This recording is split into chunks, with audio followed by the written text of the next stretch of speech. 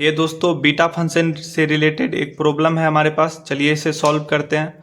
तो beta function का definition होता है 0 से 1 x to the power m minus 1 1 minus x to the power n minus 1 d x is equal to beta m n। तो ये है हमारे पास बीटा फंक्शन का डेफिनेशन। अब जो है इस टर्म को जो है हमें इस तरीके से अरेंज करना है। इस टर्म को इस तरीके से अरेंज करना है। यहाँ पे एक्स टू द पावर क्या है 1, तो ये तो अरेंज हो जाएगा, कोई दिक्कत नहीं है। और 0 से 2 है लिमिट, इधर हमको आना चाहिए लिमिट 0 से 1। क्या आना चाहिए लिमिट 0 से 1। उसके बाद यहाँ पर जो है हमारे पास 8 है और होना क्या चाहिए 1 होना चाहिए। और यहाँ पर है एक्स क्यूब, होना क्या चाहिए x। तो सबसे पहले क्या करेंगे, ये जो 8 दिख रहा है इसे हमें 1 बनाना है। इसे क्या बनाना है 1। तो इसे 1 बनाने के लिए क्या करेंगे, इस पूरा टर्म में 8 से डिवाइड कर देंगे। इस पूरा टर्म में क्या कर देंगे 8 से डिवाइड। तो 8 माइनस एक्स क्यूब ये हो जाएगा, डिवाइड होने के बाद 8 1 माइनस एक्स क्यूब बाय 8। अब पिछले बार जब इसी तरह का हम लोग प्रॉब्लम बनाए थे तो वहां पे क्या था 1 माइनस एक्स क्यूब था, 1 माइनस एक्स क्यूब। ये जो 8 था वो क्या था उस बार 1 था। ठीक, तो उस बार जो है सिर्फ एक्स क्यूब को हम लोग पुट किए थे y, एक्स क्यूब को पुट किए थे y। इस बार क्या करना पड़ेगा, ये एक्स क्यूब बाय 8 को y पुट करना पड़ेगा। तो चलिए पुट कर देते हैं। तो put x cube by 8 equal to y. तो 8 को उधर भेज देते हैं, x cube equal to 8y। अब हमें इसे डिफ्रेंशिएट कर लेंगे विथ रिस्पेक्ट टू x। तो ये हो जाएगा 3x square equal to 8 d y by d x. अब ये जो टर्म dx है उसके लिए हमें वैल्यू को सब्स्टिट्यूट करना है। तो यहाँ पे dx लिख लेंगे। तो dx इक्वल टू हो जाएगा 8 dy और ये पूरा टर्म आ जाएगा नीचे। तो ये हो जाएगा 3x स्क्वायर। तो dx के जगह हमें इतना लिखना पड़ेगा। ठीक, अब देखिए ये जो x है ये भी होना चाहिए किसके टर्म में, ये y के टर्म में होना चाहिए। x भी किसके टर्म में होना चाहिए, y के टर्म में। तो यहाँ पर हम लोग लिख सकते हैं एक बार और इसे, dx इक्वल टू 8 dy 3 और एक्स स्क्वायर, एक्स के जगह पे क्या रख देंगे, एक्स के जगह पे रख देंगे हम लोग 8y, इसका 1/3 और इस पूरे का हो जाएगा स्क्वायर। तो ये आ जाएगा 8 dy 3 8y और इसका हो जाएगा 2/3। इसका हो जाएगा 2/3। 8y का होल हो जाएगा होल पावर 2/3। तो इसे हमें पुट करना है। तो चलिए इसे पुट करते हैं। अच्छा एक बार लिमिट भी चेक कर लेते हैं। X cube equal to 8y, इसके लिए हम लोग लिमिट चेक कर लेंगे। जब x का वैल्यू क्या है 0, जब x का वैल्यू क्या होगा 0, तब y का भी वैल्यू हो जाएगा 0। और जब x का वैल्यू लेंगे 2, x का वैल्यू क्या है यहाँ पे 2, जब x का वैल्यू लेंगे 2, तब जो है ये हो जाएगा 2 का क्यूब इक्वल टू 8y। 2 का क्यूब जो है वो होता है 8 और इधर हो गया 8, 8 से 8 कट जाएगा 1। तो y इक्वल टू आ गया 1। तो जब x इक्वल टू 2 हो जाएगा तो y इक्वल टू 1। अब इसे पूरा सब्स्टिट्यूट करते हैं। तो लिमिट हो जाएगा हमारा 0 और जहाँ पे 2 है वहाँ पे हो जाएगा 1। और ये जो टर्म x है इसे हम लोग चेंज कर देंगे। x को, सिर्फ x को जब चेंज करेंगे तब क्या हो जाएगा, ये हो जाएगा 8y, इसका पावर हो जाएगा 1/3। और इसे हम लोग लिख सकते हैं 2 का पावर 3y 1/3। ये हो जाएगा 2 पावर इसका 3/3 और y का 1/3। तो इस तरह ये हो जाएगा 1 2y 1 टू द पावर 3। ठीक, तो अब इसे लिख लेते हैं हम लोग। तो ये हो जाएगा 2y टू द पावर 1/3। अब लिखेंगे हम लोग यहाँ पे 8 माइनस, अब एक्स क्यूब का जो वैल्यू लेंगे, एक्स क्यूब का वैल्यू लेंगे 8y, एक्स क्यूब का वैल्यू लेंगे 8y, ऊपर है यहाँ पे 1/3। उसके बाद dx के लिए जो वैल्यू निकाले थे वो था हमारे पास इतना पूरा, ये पूरा टर्म। तो ये पूरा टर्म है 8 dy और ये है नीचे 3 8y का पावर 2/3।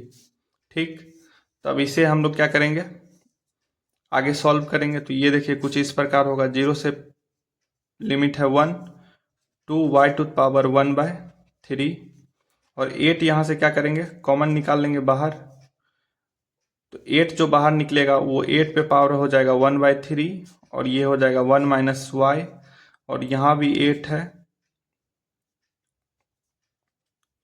और ये हो जाएगा dy। अब नीचे जो है, नीचे जो टर्म है वो उसे देख लेते हैं। तो ये हो जाएगा 3 और 8 का जब ये नीचे निकलेगा तो ये हो जाएगा 8 का पावर 2/3 और y का पावर 2/3। तो अब इसे हम लोग फिर से लिखेंगे, अरेंज करेंगे तो ये हो जाएगा हमारे पास 2y टू द पावर 1/3। 8 का पावर 1/3 इसे हम लोग लिख सकते हैं 2 का पावर 3/3। तो ये कट के हो जाएगा हमारे पास 2 ही हो जाएगा, 1 माइनस वाई और नीचे है 8 और ये हो गया हमारे पास 3। अब इसे हम लोग क्या करेंगे, इसे हम लोग लिख सकते हैं 2 का पावर 3 इंटू 2/3। यहाँ से 3 कट जाएगा और नीचे ये है, अभी यहाँ पे है y 2/3। अब इसे चलिए आगे हम लोग सॉल्व करते हैं। तो ये आएगा 2y टू द पावर 1/3 और 2 टू द पावर क्या है 1, उसके बाद 1 माइनस वाई और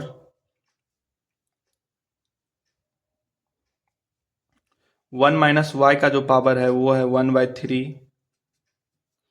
ये देख लीजिए, यहाँ पावर कितना था इसका 1/3, पावर कितना है 1/3। तो इसे भी हम लोग लिखते हुए आएंगे।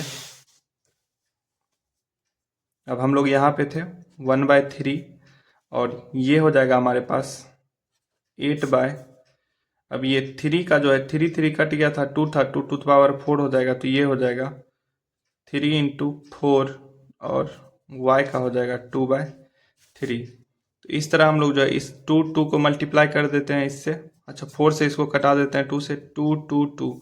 तो ये हो जाएगा 8/3। तो 8/3 को बाहर निकाल लेते हैं, 1 2 और यहाँ पे जो 2 है ये सारा मिलके 8 हो गया और नीचे जो 3 है इसे यहाँ लिख दिए, y 1/3। अब ये ऊपर जाएगा तो ये हो जाएगा -2/3 और इधर है हमारे पास 1 माइनस वाई 1/3 dy।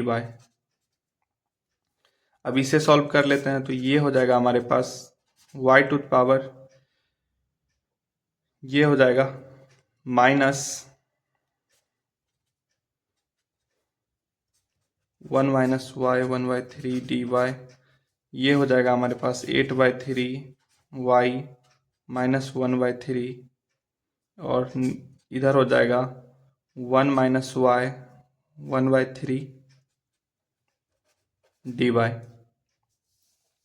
तो यहाँ पे जो है ये हम क्या करना था, m-1 जो है ये यहाँ पे गलत हो गया थोड़ा। तो ये क्या होगा m-1, ये जो है m-1 इक्वल टू आएगा -1/3। तो m इक्वल टू हो जाएगा ये हमारे पास -1/3 प्लस 1। अब इसका एलसीएम लेंगे तो ये हो जाएगा 3 -1 प्लस 3। तो ये आ जाएगा 2/3, ये आ जाएगा 2/3। और उसके बाद n जब निकालेंगे तो n-1 इक्वल टू हमें करना पड़ेगा 1/3। तो ये हो जाएगा हमारे पास n इक्वल टू 1/3 प्लस 1। तो ये हो जाएगा हमारे पास 3, 1 प्लस 3 यानी 4/3। यानी हमारे पास m का जो वैल्यू आया वो 2/3 और n का वैल्यू आया 4/3। तो अब इसे हम लोग क्या करेंगे, लिखेंगे 8/3 y to the power 2/3 minus 1, 2/3 minus 1, 1 minus y 4/3 minus 1 dy। अब इसे हम लोग बीटा फंक्शन पे अरेंज कर देंगे तो ये हो जाएगा बीटा 2/3 4/3। तो इसे आगे और सॉल्व करेंगे। तो इसे सॉल्व करने के लिए क्या करना पड़ेगा, चलिए देखते हैं। तो इसे हम लोग सॉल्व करेंगे कुछ इस प्रकार।